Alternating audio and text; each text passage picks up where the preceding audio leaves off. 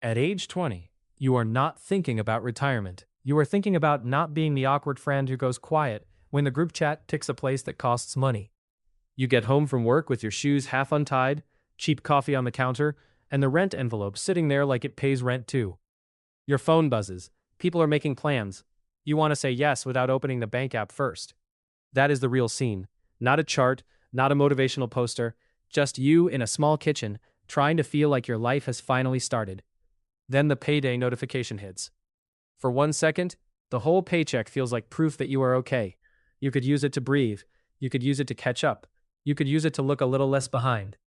And across the table, there is an empty chair for someone who never gets invited into these decisions.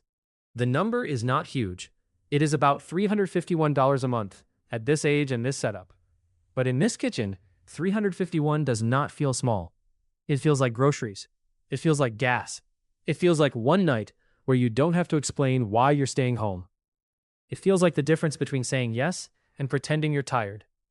So when you move that 10% first, it doesn't feel inspiring. It feels like losing a little piece of the person you wanted to be tonight. That's why this matters. The hard part is not understanding that saving is good. Everyone knows that. The hard part is doing it when the money has faces on it. Rent, friends, food, the broken thing you keep hoping fixes itself. The slice slides into the worn envelope anyway. Nobody claps. The room does not glow. But older you has a claim now. A tiny one. Almost laughably tiny. By age 24, the habit has lost its movie trailer. The couch has a dent shaped like your whole personality after work. The rent note has learned new tricks. Your phone is better than the one you had at 20, but the group chat has also gotten better at turning one plan into 4 expenses. And the account? It is there. It is real, but it is not dramatic. A little over $21,000 has gone in over those early years before growth gets much credit. That sounds like a lot until you picture 5 years of saying no sometimes, buying the cheaper thing sometimes, pretending the old furniture still has character. This is where a lot of people quit quietly, not because they are weak, because the reward has not become visible enough to protect from embarrassment. But the important change is not only inside the account, it is inside you.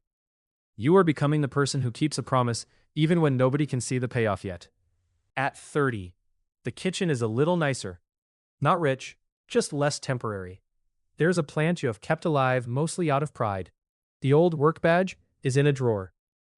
A repair estimate is on the table, doing that thing where paper somehow looks expensive.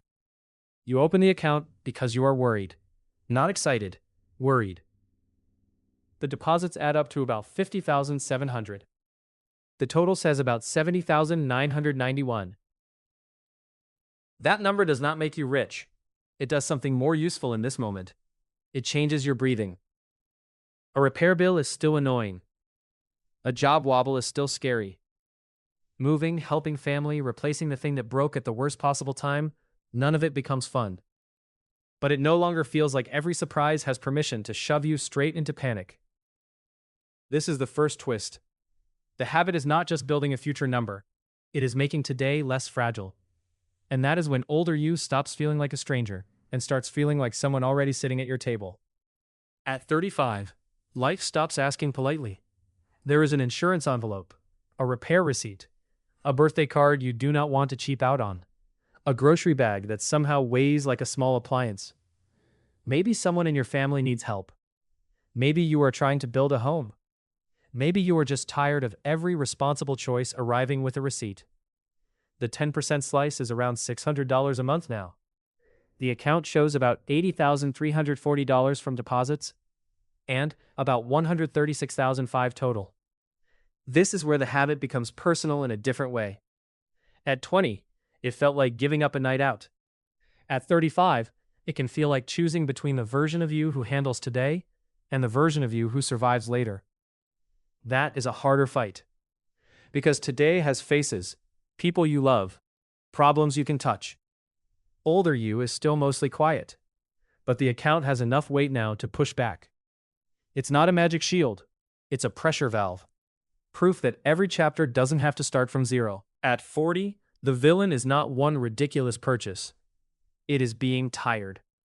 The lamp is on, the coffee has given up, The calendar looks like it was designed by someone who hates free time. You open the app and hover near pause. Not forever, just for a while, just until life calms down. Which is a funny sentence, because life has never once signed that agreement. The screen shows about 116,324 deposited, and about 235,741 total. For the first time, the account can argue back with a real voice.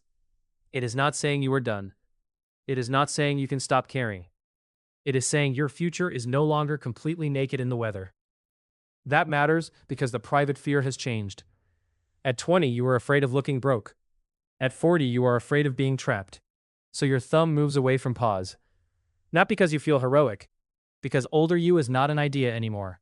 At 45, the paycheck is more respectable, and somehow, still crowded. Due dates sit on the calendar like they pay rent. Your work badge is scratched. Someone in the break room jokes that everybody here will be working forever. You laugh, because that is what people do when a joke is too close to a fear. Then later, at the kitchen table, you look at the receipt. About $152,308 came from your deposits. The account shows about $377,129. That does not mean you are free, but it means the joke has a crack in it. You are not starting from nothing. Your past paychecks are not gone. Some of them are still in the room, wearing work boots, pushing the future forward, while your current paycheck is busy getting tackled by bills.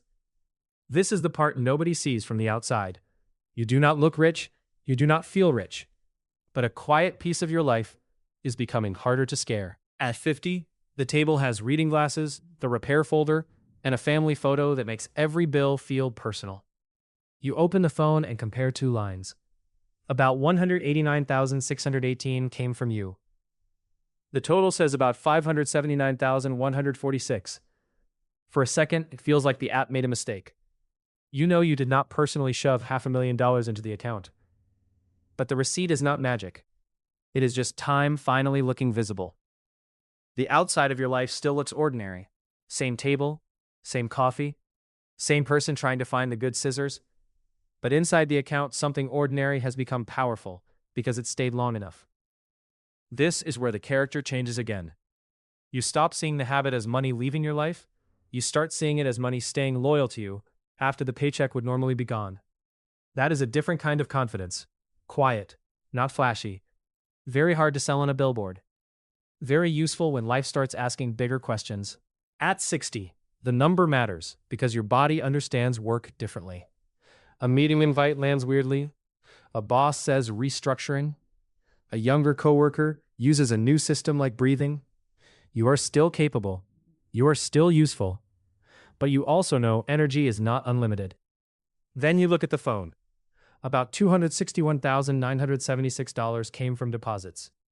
The total says about $1,268,818. Bills still arrive. Markets still have ugly years.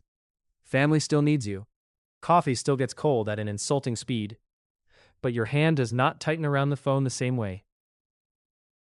There is more space between the scary sentence and the desperate decision. You can feel it before you can explain it. At 20, you wanted to stop looking broke. At 60, you want your choices to stop being bullied by every surprise. Age 67 is where you finally meet the person you have been protecting. At 67, the same table is older. So are you. The work badge is on one side now. The worn 10% envelope sits in the middle. Age 20 you is there too. Still looking like somebody who wants to be invited out without checking the bank app first. Older you opens the envelope. The deposits add up to about $309,982. The receipt shows about $2,130,116. Age 20 you looks at that number like it belongs to somebody else. Older you knows exactly where it came from. It came from the night you wanted the money back. The repair bill year. The tired month. The raise that could have disappeared. The group chat you sometimes said no to. The job that wore you down. The boring paydays that kept showing up, and the one slice that kept surviving. Now the twist is obvious. This was never really about loving a percentage.